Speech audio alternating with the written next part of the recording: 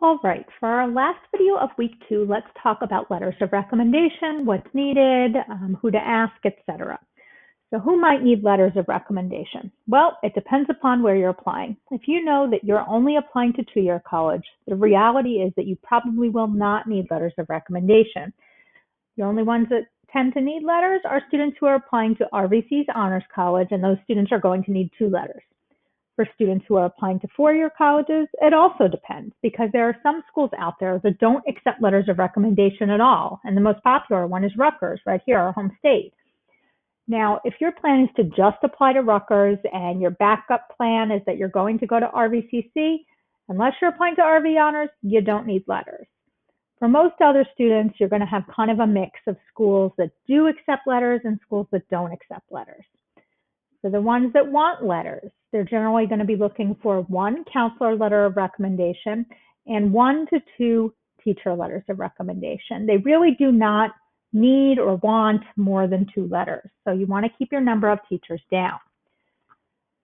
Now, what's the counselor letter and what's the teacher letter and how are they different? So the counselor letter is talking about you overall. It's not specific to you in a certain course. It's your overall performance, your overall character, kind of the 20,000-foot view of you. It's also an opportunity, though, to address in your application personal circumstances. So that could be verifying perhaps something you've written about in your own essay or somewhere else in your own application, or perhaps addressing a delicate topic that you didn't really want to address from your own view in your letter. And you thought maybe it'd be better coming from your counselor. That could be family situations that have affected you, medical situations, even academic information. You know, one of the things that could be most valuable is the counselor to provide some context as to some of the choices you made in terms of your schedule. Perhaps you've been in ensembles all 4 years and it restricted your schedule, so you didn't really have any elective room at all. That's something they can write about. They can offer the perspective of, no, that student didn't take AP German because the course didn't run this year at all, so they didn't even have the option. They can give that kind of context to your application. And you'll have the opportunity to remind them, and I want you to do that. So when your counselor is writing their letter, they get input from a bunch of sources. Right now, students, you should be asking 2 teachers for those teacher to counselor feedback forms. You're basically giving the teachers the link saying, hey, would you write a teacher to counselor feedback form for me? And here's the link. Remember, those are not teachers who are going to be writing your letters of recommendation. These are separate. Then students, you're going to have a couple opportunities for input into your own letter. Right now, you can start updating the activities and awards section on your profile in SCORE, and you can keep that up to date through the beginning of next year. Your counselor will be able to view that as they're writing. You'll also be asked to do a survey called the Student Brag Sheet, and parents, you'll be asked to do a parent point of view. Those are opportunities for you to provide some input into your letter. What's been most important to you? What's the biggest growth you've had throughout school? And also the place where you'll remind your counselor about anything in particular that you want them to mention, including things like those academic circumstances that I talked about before. Remember, again, we've got 3 months from now until the end of the year. Make sure you're cultivating that relationship with your counselor. They're not going to write your letter until the fall, so talk to them, answer their emails. When you meet with them, turn your camera on. You want them to know when they're sitting down, you want them to be able to picture your face when they're writing your letter of recommendation. So take advantage of the time that we have left. Then teacher letters. Those are more specific to your performance and your role in that individual teacher's class. So what are you like in the classroom setting, whether that's in the classroom or virtual? What role do you take in a group? What are you like in terms of participation? Do you bring different perspectives to the room? Are you really good at balancing, kind of playing that middleman and balancing opposing points of view? What's your personality like, your character? That's the kind of insight that your teacher is bringing to the table. And that is so that the schools are really able to picture what are you going to be like in a classroom on their campus. So now who should you ask? Well, one, I want you to consider junior year teachers first. That's really kind of your ideal, is that you're working with junior year teachers or perhaps senior year teachers, especially if they've had you before. And based upon the course choices you're making, you're going to have them again. That could be a good person. This year, might we need to go back beyond junior year teachers? We might, but it still doesn't negate the fact that you want someone who has current knowledge of you. So the problem with going back to freshman or sophomore year teachers is that if you haven't talked to them in a year or two, by the time they're writing your letter of recommendation, their knowledge of you is really out of date. And so that's the real value in a more recent teacher. You want to concentrate on academic area teachers. And there are some exceptions, especially for students who might be applying to very specific arts or music programs. Typically, they're going to need an art or music area recommendation.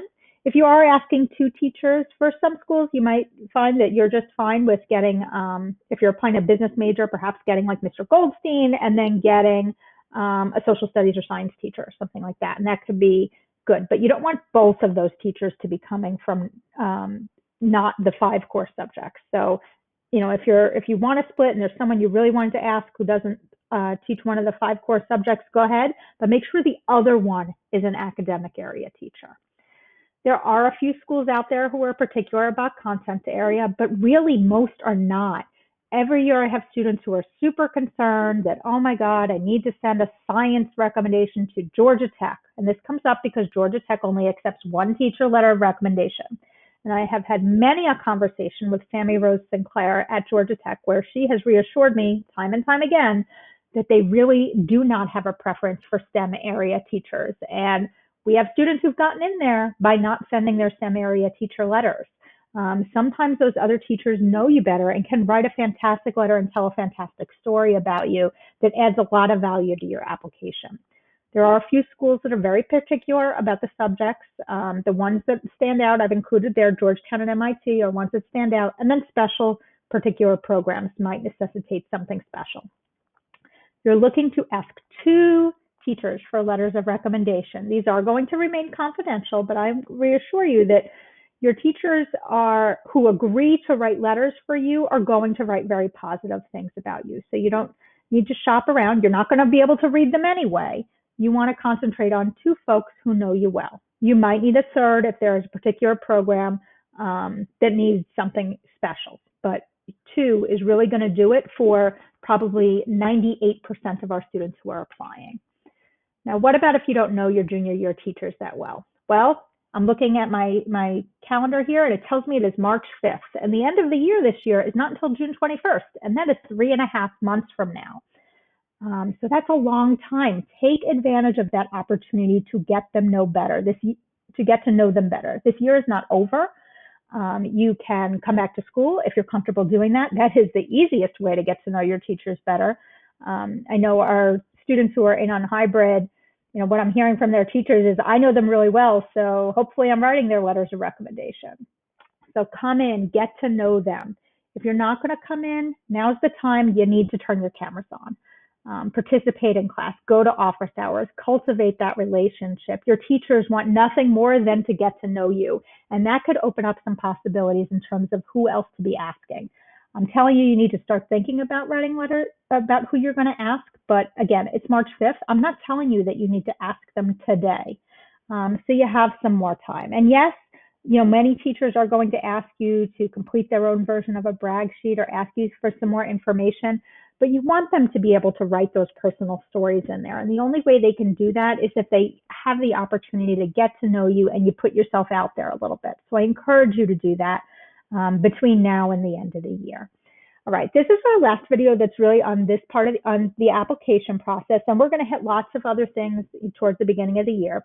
Next week, we'll be talking about 2-year colleges and other postgraduate paths, and then moving on to financial aid and scholarships. And I hope that you have enjoyed this series.